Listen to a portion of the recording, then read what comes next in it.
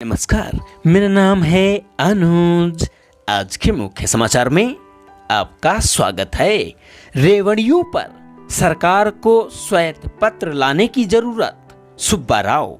भारतीय reserve bank RBI के पूर्व गवर्नर डी सुब्बा राव ने कहा है कि रेवड़ियों यानी फ्रीबीज के मुद्दे पर राजनीतिक दलों के बीच आम सहमति बनाने के लिए मोदी सरकार को श्वेत पत्र लाना चाहिए। इस बात पर गहन बहस होनी चाहिए कि इस संबंध में दलों पर अंकुश कैसे लगाया जाए। जनता को इन रेवड़ियों की लागत एवं लाभों के बारे में अधिक जागरूक किया जाना चाहिए। उन्होंने कहा, मुझे लगता है कि अंततः यह राजनीतिक मुद्दा है और इस पर राजनीतिक आम सहमति होनी चाहिए। इसका नेतृत्व केंद्र सरकार और प्रधानमंत्री को करना होगा। मेरा मानना है कि उन्हें एक श्वेत पत्र लाना चाहिए और इस पर आम सहमति बनाने का प्रयास करना चाहिए। पेट्र के साथ हालिया बातचीत में सुब्बा राव ने कहा, इन रेवड़ियों की लाभ हानियों पर लोगों को शिक्षित कीजिए और सुनिश्चित कीजिए कि हम इस पर कैसे अंकुश लगा सकते हैं और इसे कैसे लागू कर सकते हैं।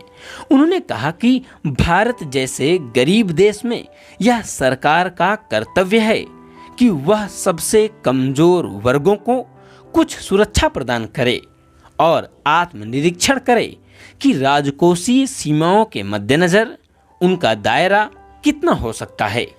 उन्होंने कहा, आपको सवाल करना चाहिए कि क्या यह इस पैसे का सर्वश्रेष्ठ इस्तेमाल है या हम कुछ बेहतर कर सकते हैं।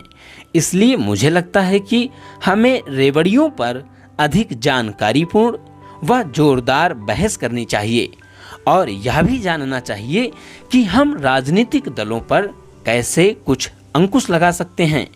कुछ राज्यों द्वारा राजकोषीय दायित्व एवं बजट प्रबंधन यानी FRBM की सीमा पार करने पर उन्होंने कहा कि राज्यों और केंद्र सरकार को राजकोषीय अनुशासन बनाए रखना चाहिए और FRBM यानी राजकोषीय दायित्व एवं बजट प्रबंधन लक्ष्यों का पालन करना चाहिए।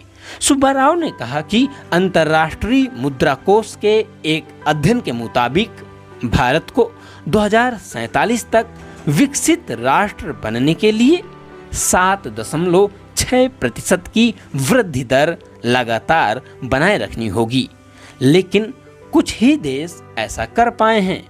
चीन ने ऐसा किया है। उन्होंने कहा, विकसित राष्ट्र के 4 स्तंभ होते हैं: कानून का शासन, मजबूत देश, लोकतांत्रिक जवाबदेही और संस्थाएं। उन्होंने पूर्व में कहा था कि प्रधानमंत्री नरेंद्र मोदी की परिकल्पना के अनुसार 2029 तक दुनिया की तीसरी सबसे बड़ी अर्थव्यवस्था बनने के बाद भी भारत को एक गरीब देश कहा जा सकता है। इसलिए इसका जश्न मनाने की जरूरत नहीं है।